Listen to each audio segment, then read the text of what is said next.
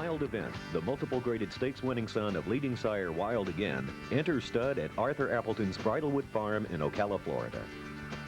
Other than his only start at 2, Wild Event won graded stakes each year he ran.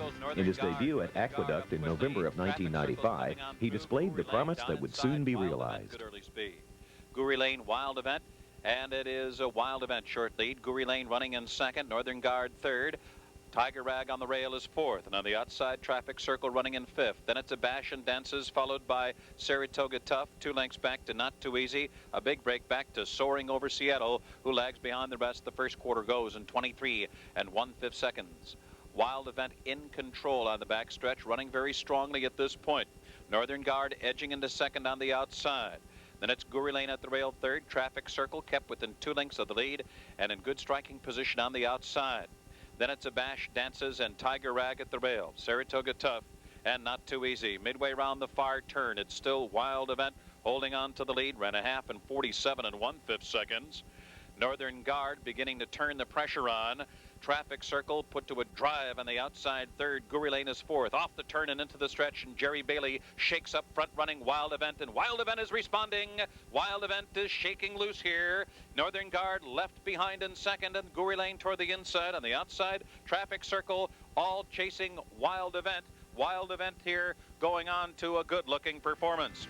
It will be Wild Event, a 3-length winner. It's tight for second. A head bob either way between Northern. When Wild Event arrived at Arlington Park in 1997, he immediately showed his liking for the surface that would be his trademark. Over Arlington's turf course, Wild Event reeled off 2 high-class allowance wins before taking on 7 older runners in the Grade 2 Arlington Handicap. A length and a half to Stormtrooper, and then again to Jets Over Miami in front of Seattle Blossom and Chore One as they come down with a lap of the track to go. And the leader is Wild Event for Guidry. Guidry finding himself in the same situation as last year's Arlington Handicap, in which he led throughout on Torch Rouge. Out of the stretch, and Wild Event putting on the brakes, trying to stack them up, leading 3/4 of a length to Voldasheen, with Gleaming Key third on the back of the leader. Aficionado fourth. Stormtrooper is fifth, 5 lengths from the pace. A length and a half Seattle Blossom, who's racing on the inside, and back towards the tail of the field is Chore One as they go by the 3/4 of a mile pole. It's Wild Event leading 3/4 of a length. Voldasheen in close attendance second. Aficionado running third. Then comes Gleaming Key and Stormtrooper. Further back, Jets Over Miami, who's on the outside of Seattle Blossom, and 4 lengths to Chore One. Midway along the back stretch, and it's Wild Event held together, beautifully rated by Guidry by a half length. Voldasheen second, sweating on the leader as they enter the far turn. It's 2.5 lengths to Aficionado running a forward race. On the inside is Gleaming Key, and Stormtrooper is off the rail. Alvarado sending him around them 3 wide. He travels to third. Further back is Jets Over Miami picking up ground, clear of Seattle Blossom, and Chore One is last of all. As they come to the top of the stretch, Stormtrooper letting go 3 deep is quickly on the attack.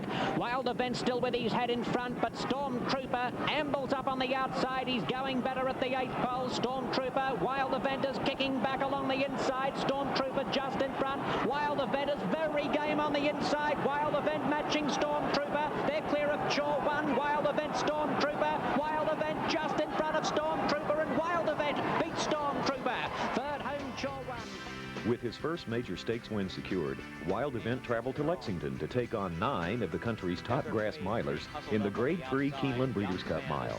A horse of enviable consistency, this would be Wild Event's 5th win in 6 starts on the turf. And gets the lead well before the entry into the first turn. Yak Fan moves up just off the leader's flank and now presses forward to challenge for the lead. They are followed by Flick, who's caught in between horses. Desert Waves moving on his outside. Then comes Petit Poussey down toward the inside, 2.5 lengths off the lead. Another length and a half to Soviet Line, who will travel 6th for the move up the back stretch. Just a half length more in front of Trail City after an opening quarter in 23 seconds. Sharman running just over 6 lengths from the lead. Then a gap of 4 more back to Hargar, and Cinch is the trailer. The half was reached in 46 2/5 seconds. They move into the far turn. Yak Fan toward the inside leads it. Now Desert Waves being asked for more. Moves up on the outside to challenge for the lead. A neck separating those top 2. And still, Flick is there in between those horses, a half length from the lead. Now the front three on even terms with Soviet Line going toward the center of the course from fourth with 2 lengths to make up. Wild Event looking for some running room. Also Trail City is there up on the outside. And now Wild Event is coming forward for a short lead. Soviet Line will have to do more. Trail City is there on the far outside. Closing strides for Wild Event, who has the lead 3 parts of a length. And Wild Event is going to win it by that margin. As a 5-year-old, Wild Event would continue to enhance his status as one of the most consistent and versatile grass runners, winning graded races up and down the East Coast. At Saratoga in August, he displayed his heart in this gutsy performance in the Grade 3 4-Star Dave Handicap. Those two to share the early lead. Just in behind, it's Wild Event. Now running in 3rd position. Garbu's in between horses 4th. Jambalaya Jazz 5th on the outside. Boyce Racing 6th. And then it is the Roan Thesaurus, followed by Long War. Soviet Line down inside, 10 lengths from the lead. Honor Glide second last. Tamid trails the field as they hit the backstretch. The opening quarter in a sensible 23 seconds flat. Bomb Fim is the leader. Robin Jim offering mild pressure second. Wild Event tucked away, running along an unhurried third. Garbu is 4th. A break of 5 to Voice and Thesaurus. Soviet Line trying to thread his way through in between horses. Still about 10 lengths from the lead. And then it's Jambalaya Jazz, Long War, Honor Glide, and the trailer is Tamid. The half in 46 seconds flat. They race for the far turn. Bomb Fim still the controlling speed. Robin Jim continues to track second. Wild Event right there is at a perfect trip so far. Just in behind the lead third. Garbo is 4th. Boyce advancing to 5th on the outside. Soviet Line coming under a ride, but still about 8 lengths from the lead. Now being passed by Long War. Then it's Honor Glide and Thesaurus and Jambalaya Jazz. And the field turns for home. It's Bomb Fim trying to do it all the way on the lead. Wild Event now coming with his run. 1 furlong to go. Bomb Fim driving on the lead, trying to hang in for 1 more furlong. Wild Event second and steadily getting to him. On the outside, Robin Jim, then Boyce coming to the finish. Here comes Wild Event to the neck of Bomb Fim. Here's the line. Wild Event by a desperate nose. His next stop would be Churchill Downs in the 9-furlong River City Handicap. This Grade 3 event, worth over $185,000, attracted a field of 13. But in the end, Wild Event would show his dominance, winning clear by a length and 3/4.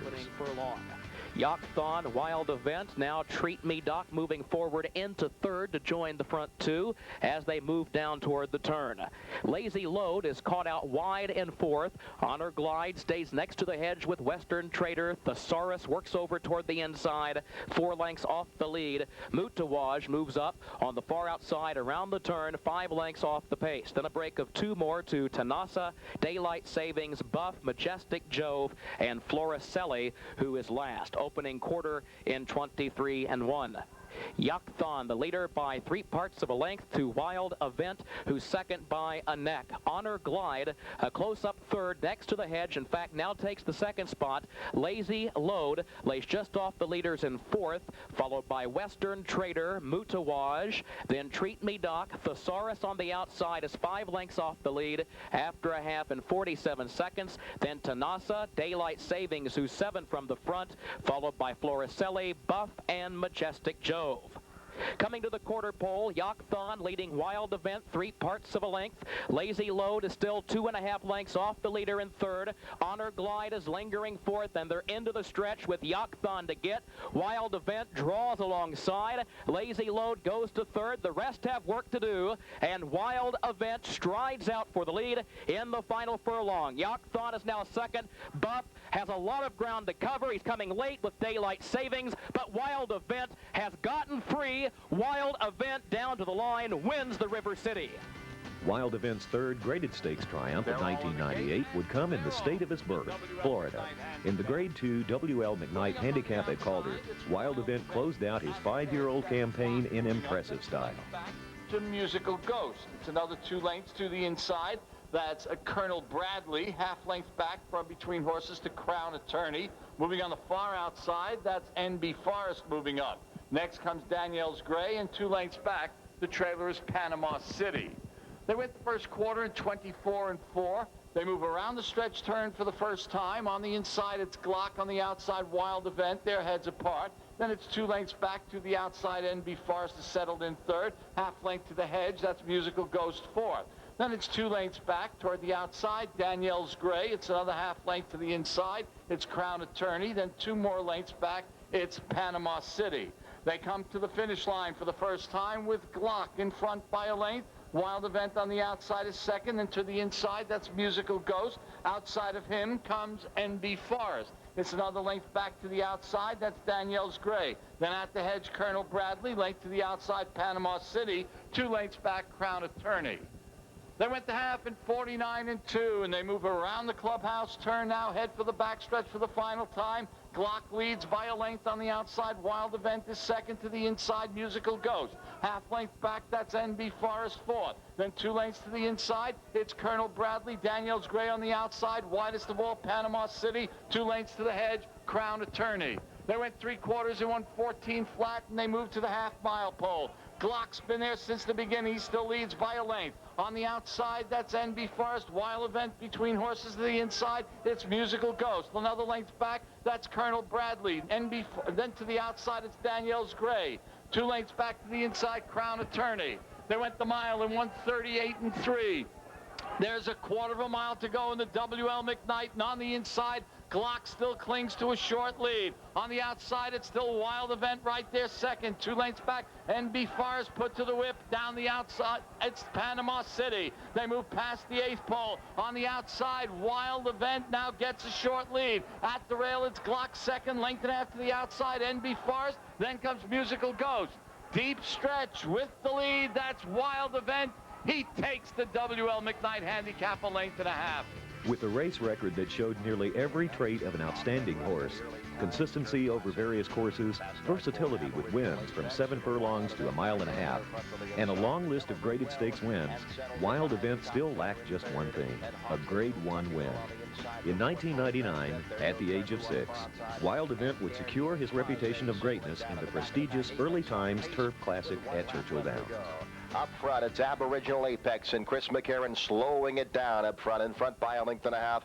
Magellan on the inside, racing in second. There goes Garbu up to contest the early pace, a close third. It's a gap of 2, 5 back to Wild Event racing in fourth. Parade Ground 5 off the pace. Hawksley Hill saving all the ground, and Dernier Croiset's at the back of a compact field, just 6 lengths off the lead. The opening quarter in 23-4 up the backstretch. And it's Aboriginal Apex, length and a half clear now. Garbu on the outside starts to edge up a closer second. Magellan's third. Wild Event 4 lengths off the pace, racing fourth. Parade Ground starts to inch his way up to the outside of Hawksley Hill, who's bottled up at the moment. Nowhere to go for him. He'll need some racing room, and Dernier Croiset starts to close up from the back of the pack. Half mile in 48-1. Around the far turn, Aboriginal Apex. Garbu turns up the pressure to the outside. Magellan's racing in third. Wild Event kicks it into gear to the outside. Now some clear sailing for Hawksley Hill. He's starting to move up from the back of the pack now as they run to the top of the lane. It's still Aboriginal Apex, been there every jump of the way to Garbu on the outside. Wild Event is racing third. Parade Ground starts to kick it in now with Hawksley Hill on the outside, but Garbu is hit the front past the furlong pole. Garbu has gotten to the lead now from Aboriginal Apex on the outside. Wild Event, Hawksley Hill on the far outside, coming fast now. Garbu, Hawksley Hill, Wild Event, a driving dramatic finish. Photo might have been Wild Event by just a nose.